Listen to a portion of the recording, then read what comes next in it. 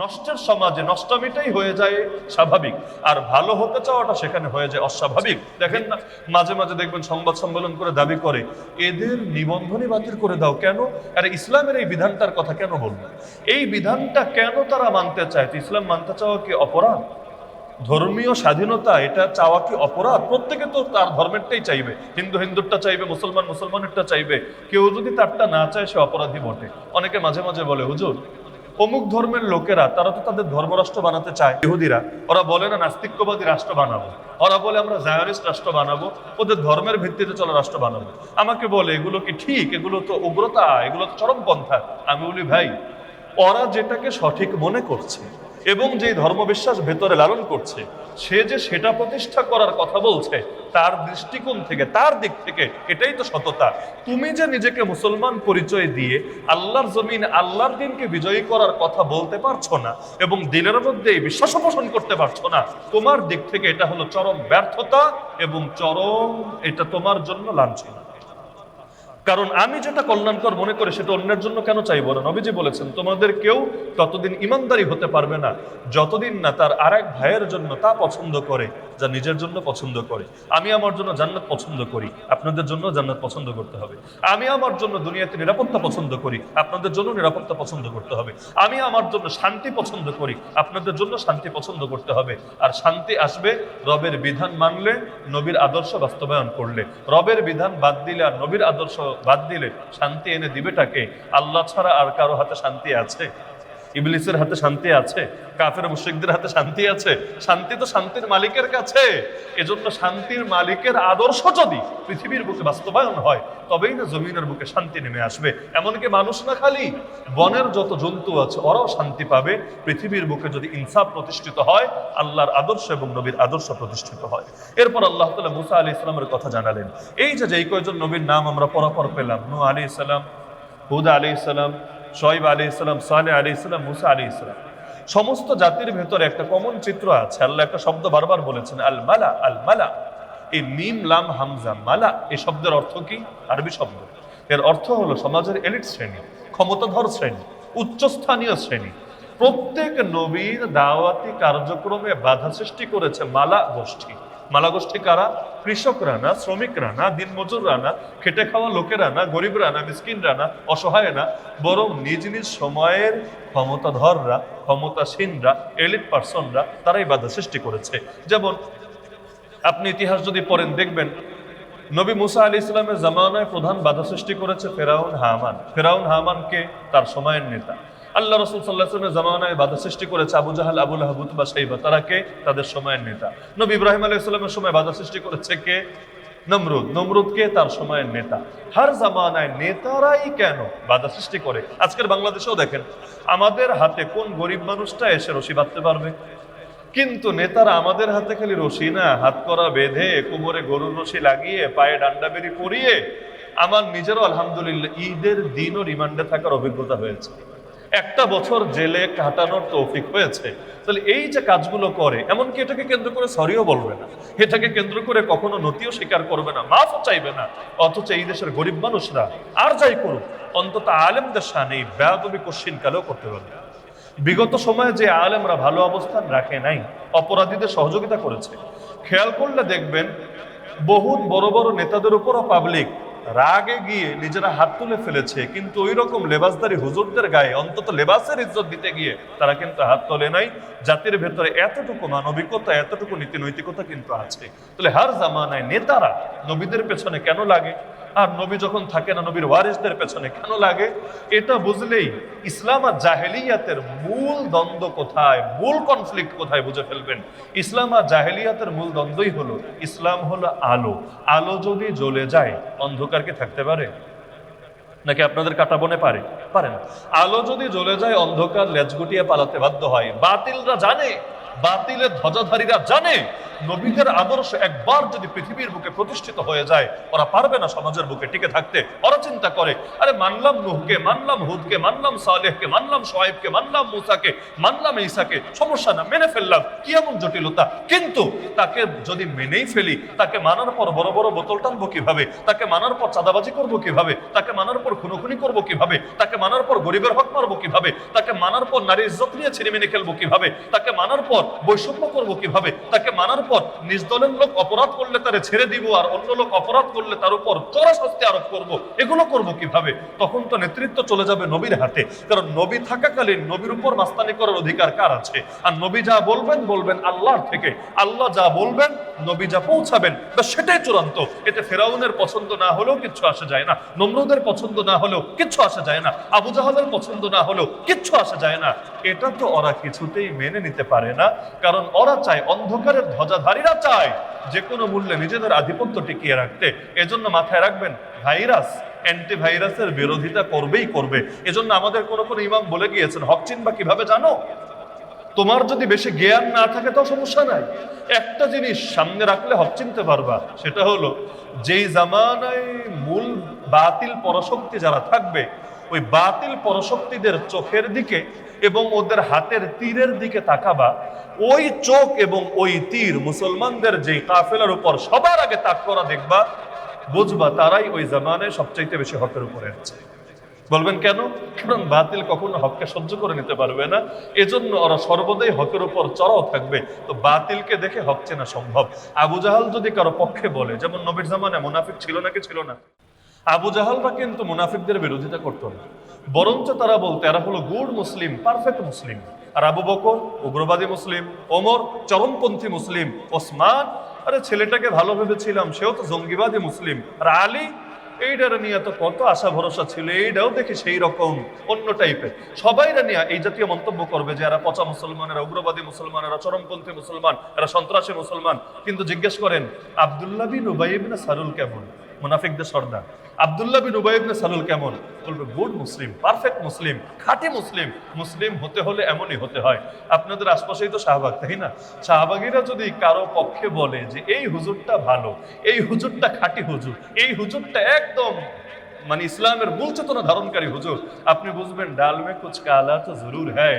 ওরা এর প্রতি কেন ঝুঁকলো? তার মানে ভেতরে ভেতরে কোনো ব্যাপার স্যাপার আছে, আদর্শের পতন আছে। এজন্য হার জামানায় মুনাফিকদেরকে ভালোবাসে কাফেররা, কিন্তু মুমিন সে যত ভালো হোক সহ্য করতে পারে না। এজন্য কোরআন খুললে দেখবেন নবী সালেহ আলাইহিস সালাম, নাম শুনেছেন সকলে, উটনির ঘটনায় যার নামটা আসে, নবী সালেহকে স্পষ্ট বলল, কুনতা ফিনা মারজুমুন ক্বাবলা হাদা। সালেহ, এতকাল তোমাকে নিয়ে অনেক আশা ছিল, অনেক স্বপ্ন ছিল, কিন্তু তুমি কাজটা কি করলা? আতানহানা আন নাবুদা মা ইয়াবুদু আবাউনা, আমাদের বাপদাদা যা কিছুর আনুগত্য করে গেল আমাদেরকে সেটা ছাড়তে বললা। তার মানে নবীকে নিয়ে এতকাল আশা ছিল, এখন তো আশা বাড়া দরকার ছিল। আমার এলাকায় নবী, আমার বংশ নবী, এটা আমার জন্য গর্বের বিষয় হতো না? স্বাভাবিক। আরে আমাদের এলাকায় যদি কোনো মানুষ আন্তর্জাতিক ব্যক্তি হয়ে যায়, আমরা তো সবার কাছে গর্ব করবো, চেনো আমাকে, ওই যে আমি তার বংশের, তার এলাকার, গর্বের বিষয়। তাহলে সেখানে নবী সালেহ আলাইহিস সালামকে নিয়ে তো আশা আরো বাড়া দরকার। এখন তিনি নবী হয়েছেন, নবুয়তের দায়িত্ব পেয়েছেন, কিন্তু আশা নষ্ট হয়েছে। আজকে আপনি হকের পথে আসেন, দিন কায়েমের মেহনত নামেন, আপনার বাবা, আপনার মা, আপনার আত্মীয় স্বজন, আপনার আপনজন বলবে আরে তোরে নিয়ে কত আশা ছিল, ভেবেছিলাম তুই এই হবি, তুই সেই হবি, লাস্টে গিয়ে তুইও মোল্লাদের খপ্পরে পড়লি। এভাবে বলে নাকি বলে না? আল্লাহ হেফাজত করুক আমাদেরকে। তো মালা গোষ্ঠী, নেতৃস্থানীয় গোষ্ঠী হার জামানায় নবীদের বিরোধিতা করেছে এবং কিয়ামত পর্যন্ত এটা করতেই থাকবে। সুতরাং এতে ঘাবড়ানোর কিছু নাই। আল্লাহ তাআলা এখানে নবী মুসা আলাইহিস সালামের আলোচনা করতে গিয়ে জাদুঘরদের প্রসঙ্গ এনেছেন। জাদুঘররা তার একটা মাত্র মুজিজা দেখে আলহামদুলিল্লাহ কালেমা পড়ে মুসলমান হয়ে গেছে। এই নও মুসলিমদেরকে ফেরাউন হুমকি ধমকি দিতে লাগলো। প্রথমে তাদেরকে বলল, শোন, আমানতুম বিহি ক্বাবলা আন আযানা লাকুম, আমি অনুমতি দেওয়ার আগে তোরা তার কথায় ঈমান আনলি। বাক্যটা দেখেন, জটিল বাক্য।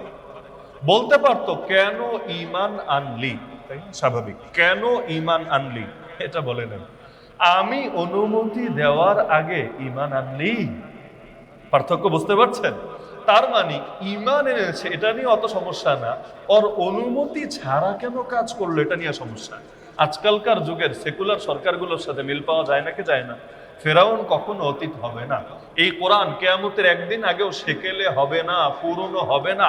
আল্লাহর জাতে পাকের কসম খেয়ে বলছে, কসম খেয়ে, কোরআনের প্রতিটা শব্দ বাক্য ১৫০০ বছর আগে যতটা আবেদন রেখেছিল, আজ কেন কিয়ামতের ১ সেকেন্ড আগ পর্যন্ত এর আবেদন একটুও কমবে না, বরং যত যুগ সামনে যাবে, ফিতনা যত বাড়বে, এই কোরআনের গুরুত্ব তত বেশি মানুষের সামনে আসতে থাকবে। ফেরাউনকে অতীত ভাববেন না। আল্লাহ ফেরাউন নিয়ে এত আলোচনা কেন করেছেন? ৭৫ জায়গায় নাম এনেছেন, এক একবার নাম পড়লো ৫০টা নেকি। রমজান মাসে তো নেকি আরো বেশি। ফেরাউন পড়লে ৫টা অক্ষর পড়া হয়, 5টা অক্ষর। আর কোরআনে ১ অক্ষর পড়লে নেকি কয়টা? 10টা। তাহলে 5টা অক্ষর পড়লে নেকি কয়টা? 50টা। তো ওর নাম পড়ে এত নেকি কেন কামাতে হবে? ও কোন দেশের পীর সাহেব, আর কোন দেশের বুজুর্গ আর ওলি গাউস কুতুব সাহেব না, এগুলো কিছু না। বরঞ্চ আল্লাহ এই কোরআনে ভালো চিনিয়েছেন, মন্দও চিনিয়েছেন। ভালো চিনিয়েছেন ধরার জন্য, মন্দ চিনিয়েছেন ছাড়ার জন্য। ফেরাউন নিয়ে এত আলোচনা করেছেন কেন? কারণ আল্লাহ আমাদেরকে বুঝিয়েছেন, আরে শোন বান্দা, এক ফেরাউন লোকান্তরে, লক্ষ ফেরাউন ঘরে ঘরে, কিয়ামত পর্যন্ত এরকম যত ফেরাউন আসবে, তোদেরকেও জামানার মুসা হয়ে লাঠি হাতে এদের মোকাবেলা কিভাবে করতে হবে সেই সবক তোকে শেখাবো কোরআনের পাতা থেকে। তো ফেরাউনের রোগ কি? ফেরাউন বলল, আমি অনুমতি দেওয়ার আগে ঈমান আনলি, তার মানে ওদের অনুমতি নিয়ে নিয়ে ধর্ম পালন করতে হবে। আজকাল আলেমদেরকে বোঝাতে চায়, হুজুর কোরআনের তাফসীর করেন, সমস্যা নাই, কিন্তু আমাদের অনুমতি নিয়ে আমরা যতটুকু বলবো ব্যাস এতটুকু, এর বাইরে যাবেন না। আমরা নামাজের অনুমতি দিলাম, নামাজ নিয়ে বলেন। জিহাদের অনুমতি দিলাম না, জিহাদ নাম মুখে উচ্চারণ করতে পারবেন না। নিঃসন্দেহে এটা ফেরাউনি ভাইরাস, এই ভাইরাসকে কিছুতেই গ্রহণ করা যাবে না। তো এরপর সে হুমকি দিল, আমি উল্টো দিক থেকে তোমাদের হাত পা কেটে দিব, তোমাদেরকে শুলিতে চড়িয়ে হত্যা করব। জাদুঘররা কি বললো? সুবহানাল্লাহ। আমার ইমানও মনে হয় এখন ওই পর্যায়ে যায়নি।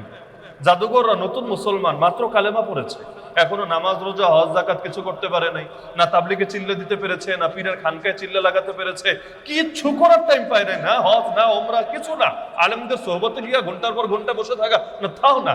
খালি নতুন কালেমা পড়েছে, এক মুহূর্তের জন্য নবীর সোহবত পেয়েছে, ব্যাস ডাইরেক্ট বলল, আরে ফেরাও, তোর যা করতে মনে চাই কর, ফাকদি মা আনতা কাদ, আরে যে বিচার করতে ইচ্ছা হয় বিচার কর, ইন্নামা তাকদি হাদিহিল হায়াতাদ দুনিয়া, তুই তো শুধু দুনিয়ার বিচার করতে পারবি, আখিরাতে তো আর কোনো মাস্তানি করতে পারবি না। ইন্না ইলা রাব্বিনা লামুনকালিবুন, আমাদেরকে মেরে ফেললে আমরা রবের কাছে ফিরে যাব। আর এই যে ঈমানের জন্য তুই মারলি আমাদেরকে, আশা করি এর বিনিময়ে আল্লাহ আমাদের সমস্ত পাপ মাফ করে দিবেন ইনশাআল্লাহ। তার মানে শাহাদাতকে ভালোবেসে ফেলেছে। ঈমান আনতে দেরি, শাহাদাতের প্রেমে পড়তে দেরি না। এই নমুসলিমদের জীবনী থেকে এই শিক্ষাটা অন্তত নেন, আমাদেরকেও শাহাদাতের প্রেমে পড়তে হবে। যেই জাতি মৃত্যুকে জীবনের চাইতে বেশি ভালোবাসতে শেখে, পৃথিবীর কোনো বাতিল অপশক্তি তাদেরকে দবিয়ে রাখতে পারে। নবী সাহাবীরা এই কারণেই গুটি কয়েক হয়েও সারা দুনিয়ায় আলহামদুলিল্লাহ বিজয় যাত্রা নিয়ে যেতে পেরেছেন। কেন? কারণ তারা মৃত্যুকে জীবনের চাইতেও বেশি ভালোবাসতেন। আল্লাহ নবী আল্লাহর কাছে একটা মৃত্যুই চেয়েছেন, দ্বিতীয় কিছু না। বলেছেন, আল্লাহ আমার ইচ্ছা হয় বারবার শহীদ হব তোমার রাস্তায়, একবারও না, বারবার শহীদ হব, বারবার। এমনকি ওমর রাদিয়াল্লাহু আনহু দোয়া করতেন, হে আল্লাহ আমাকে আপনার রাস্তায় শাহাদাতের মৃত্যু দেন। বুখারীতে আছে, আল্লাহুম্মা রযুকনি শাহাদাতান ফি সাবিলিক। আপনি কবে দোয়া করেছেন, আল্লাহ আমাকে শহীদি মরণ দেন? দোয়া করতেও ভয় পায়, চিন্তা করে, হুজুর দোয়া করতে তো পয়সা লাগে না, করলাম, কবুল হয়ে গেলে কি হবে? অনেকেই ভয়টা হয়, কবুল হয়ে গেলে কি হবে, কষ্ট তো আমারই হবে। তো আল্লাহ তাআলা সূরা আরাফে শিক্ষাগুলো দেওয়ার পরে সূরা আনফাল, অত্যন্ত গুরুত্বপূর্ণ সূরা আনফাল এবং সূরা তাওবা, আমার অনুরোধ থাকবে এখানে যারা আছেন, রমজান মাস খালি সিয়াম কিয়াম ইতিকাফ আর লাইলাতুল কদরের মাসই না, রমজান কিন্তু বদরেরও মাস। রমাদান থেকে বদরের চেতনাও লাগবে, খালি ওই সিয়াম কিয়ামের চেতনা দিলেই হবে না, সবগুলোই লাগবে, ফুল প্যাকেজ লাগবে। সূরা আনফাল এবং সূরা তাওবা তাফসীর সহ একদম ভালোভাবে জীবনে একবার হলেও পড়বেন, ইনশাআল্লাহ বদরের চেতনা দিলে ধারণ করতে কিছুটা হলেও সহায়ক হবে ইনশাআল্লাহ। আল্লাহ তাআলা সূরার মধ্যে প্রথমেই মুমিনের কিছু পরিচয় তুলে ধরেছেন। আল্লাহ বলেন, আরে মুমিন তো সে, আল্লাযীনা ইযা যুকিরাল্লাহু ওয়াজিলাত কুলুবুহুম, যার সামনে আল্লাহর আলোচনা হলে তার দিলে আল্লাহর ভয় জাগ্রত হয়, দিলের মধ্যে ভয় আসে। তার মানে কথা উল্টান, কারো ভেতরে আল্লাহকে স্মরণ করা হলেও তার ভেতরে আল্লাহর ভয় যদি জাগ্রত না হয়, সে কোনো মুমিনের ক্যাটাগরিতেই পড়ে না। হাদিসে আছে, সবচাইতে নিকৃষ্ট অহংকার হলো কাউকে যখন বলা হয় ইত্তাকিল্লাহ, তুমি আল্লাহকে ভয় করো, আর সে জবাব দেয় আলাইকা বিনাফসিক, আরে তুই বেটা নিজের নিয়ে থাক, আমারে ওয়াজ করতে আসিস না। নবীজি বলেছেন সবচাইতে নিকৃষ্ট অহংকার। আজকাল সমাজে এটাই হয়, গুন্ডামি করে, চাঁদাবাজি করে, সন্ত্রাসী করে, মা বোনের ইজ্জত নিয়ে ইফটিজিং করে, বিভিন্ন ভাবে ছিনিমিনি খেলে। আপনি গিয়ে বলবেন তোর দিলে আল্লাহর ভয় নাই, আল্লাহকে ভয় কর। সে বলবে তুই তোর হুজুরগিরি নিয়ে থাক, তুই তোর পিরালি নিয়ে থাক, তুই তোর ধর্ম নিয়ে থাক, আমারে ওয়াজ করতে আসিস না, ইসলাম আমরা কম বুঝি না, আল্লাহ সব মাফ করবে। এই টাইপের ডায়লগ দেয় নাকি দেয় না? আল্লাহ বলেন যার সামনে আল্লাহর আলোচনা হলে দিলে ভয় জাগ্রত হয়, সেই হলো প্রকৃত মুমিন। শুধু তাই না, যখন কোরআন তেলাওয়াত হয় যাদের ঈমান বেড়ে যায়। আলহামদুলিল্লাহ, আমাদের মধ্যে আল্লাহ এতটুকু অন্তত রেখেছেন, যখন কোরআন পড়া হয়, কোরআন শুধু আরবি শব্দের নাম না, আরবি শব্দ প্লাস লুকায়িত মর্ম, শিক্ষা, উভয়টা সম্মিলিত রূপের নাম কোরআন। কারণ শুধু আরবি পড়লে তো অনেকের গায়ে লাগে না। যেই 30 পারা তারাবিতে পড়লে আপনারা হাদিয়া দেন, একই 30 পারার তাফসীর এই মিম্বারে বসে, মাহফিলের মঞ্চে বসে উপস্থাপনের কারণে আমাদের হাতে হাত করার পরনো হয়, আমাদেরকে জেলে ভরা হয়, কাউকে কাউকে কারাগারের ভেতর লাশে পরিণত করা হয়। অন্য কোনো কোরআন নাকি কোরআন। তাহলে মুমিনের বৈশিষ্ট্য হবে যখন কোরআনের আয়াত তেলাওয়াত হবে, নামাজের আয়াতই হোক, জিহাদের আয়াতই হোক, দিন কায়েমের আয়াতই হোক, ব্যবসা বাণিজ্যের আয়াতই হোক, ঈমান বাড়ে, ঈমান কমে না। এমন না যে হুজুর নামাজেরটা তো মেনেছি, জিহাদেরটা মানতে পারবো না, নাউজুবিল্লাহ। এটা মুমিনের বৈশিষ্ট্য হতে পারে না। ওয়া আলা রাব্বিহিম ইয়াতাওয়াক্কালুন। আর মুমিনের ভরসা কার উপর থাকে? দুনিয়ার কোনো পরাশক্তির উপরে না, দল বলের উপরে না, সংখ্যাধিক্যের উপরে না, অস্ত্রশস্ত্রের উপরে না, কিছুর উপরে না। মুমিনের ভরসা একমাত্র আল্লাহর উপরে। আল্লাহ এভাবে মুমিনদের পরিচয় তুলে ধরলেন। এরপর আল্লাহ তাআলা বদরের আলোচনা তুলে ধরেছেন। ঘটনা সবাই জানেন, বদরের ময়দান বড় কঠিন ময়দান ছিল, কিন্তু বান্দার কাজ হলো শুরু করা, সমাপ্ত করেন স্বয়ং আল্লাহ। এজন্য হাদিসে কুদসিতে আছে, বান্দা তুই 1 বিঘত এগিয়ে আয়, আমি 1 হাত এগিয়ে আসবো। তুই 1 হাত এগিয়ে আয়, আমি 2 হাত এগিয়ে যাব। বান্দা তুই হেঁটে হেঁটে আয়, আমি আল্লাহ দৌড়ে দৌড়ে চলে আসবো। বদরের ময়দানে মুসলমান সাধ্যে যা ছিল করেছে, দোয়া তো আগেও করেছে, কিন্তু ময়দানে গিয়ে সেজদায় লুটিয়ে পড়ে কেঁদে কেঁদে নবী যখন বলেছেন, আল্লাহ আজকে যদি মুসলমানদের এই কাফেলা শহীদ হয়, এই পৃথিবীতে আর কোনোদিন তোমার ইবাদত হবে না। আল্লাহুম্মা ইন তাহলিক হাযিহিল ইসাবা মিন আহলিল ইসলাম লাম তুবাদ ফিল আরদ। সুতরাং আল্লাহ আজকে আমাদেরকে বিজয় দাও, আমাদেরকে সাহায্য করো। সঙ্গে সঙ্গে এমন দোয়া করা করলেন, পেছন থেকে আবু বকর রাদিয়াল্লাহু আনহু এসে পিঠে হাত রেখে বললেন, হাসবুক ইয়া রাসূলুল্লাহ, হে আল্লাহর রাসূল, আর লাগবে না, মাথা উঠান, আল্লাহ আপনার দোয়া কবুল করে ফেলেছেন। আলহামদুলিল্লাহ, এমন কবুল করা করেছেন, হাজার হাজার ফেরেশতার বাহিনী আল্লাহ পাঠিয়ে দিয়েছেন। এক ফেরেশতা পাঠালেই তো চলতো। এক জিবরিলে আমিনের একারে ডানা আছে 600টা, এক একটা এত বড় খুলে দিলে আসমান জমিনে ফাঁকা জায়গা থাকে না, একা আসলেই তো চলতো। সেখানে হাজার হাজার ফেরেশতা চলে আসলো। যে আল্লাহ বদরে সাহায্য নাজিল করেছেন, সেই আল্লাহ আজকে আছেন নাকি নাই? অবশ্যই আছেন, কিন্তু আমরা শুরু করতে পারছি না। আমাদের কাজ বীজ লাগানো। চারা কিভাবে হবে এটা নিয়ে আমার মাথা ঘামাতে হবে না। আমি বীজ লাগিয়ে যাব, চারা আল্লাহই বের করবেন ইনশাআল্লাহ। আমি বিজয় দেখে যেতে হবে জরুরি না। সুমাইয়া রাদিয়াল্লাহু আনহা বিজয় দেখে যেতে পারেন নাই। কি হয়েছে? শুরু করে দিয়েছেন, সমাপ্ত করেছেন আল্লাহ নিজে। আমরা আর কিছু না পারলেও বেলাল তো হতে পারবো, আর কিছু না পারলেও আম্মার, ইয়াসির, খুবাইব, খাব্বাব, সুমাইয়া তো হতে পারবো, আর কিছু না পারলে হুসাইন তো হতে পারবো। আরে ভাই, সবাই খালিদ বিন ওয়ালিদ হতে চাইলেই হবে না। খালিদ বিন ওয়ালিদ মুসলমান হয়েছে মক্কা বিজয়ের পরে, কিন্তু মক্কা বিজয় পর্যন্ত ইসলাম আগালো কার রক্তের উপর ভর করে? ওই মানুষগুলো হওয়ার ইচ্ছাও তো লাগবে। সুতরাং বেলাল হতেও রেডি থাকতে হবে, খালেদ হতেও রেডি থাকতে হবে। দ্বীনের জন্য তয়েফের মতো মাইর খাওয়া লাগলেও রেডি, দ্বীনের জন্য বদরের মতো কুফরের মেরুদণ্ডে আঘাত করা লাগলেও রেডি। উভয়টার জন্যই রেডি থাকতে হবে। তো বদরের ময়দানের কথা উল্লেখ করে আল্লাহ বলেন, তোমরা এই ময়দানে একটা কাফেরকেও মারো নাই, মেরেছেন আল্লাহ নিজে। আল্লাহ জিহাদ নিজের দিকে নিসবত করছেন। আরে বেটা, তোরা মারিস নাই, খালি হাতে মারবে কিভাবে? মেরেছেন আল্লাহ নিজে। হে নবী, আপনি যখন ধুলো ছুঁড়ে মেরেছিলেন, আপনি মারেন নাই, হাত ব্যবহার হয়েছে শুধু আপনার, মেরেছেন আল্লাহ নিজে। ওমা রামাইতা ইয রামাইতা ওয়ালাকিন্নাল্লাহ রামা।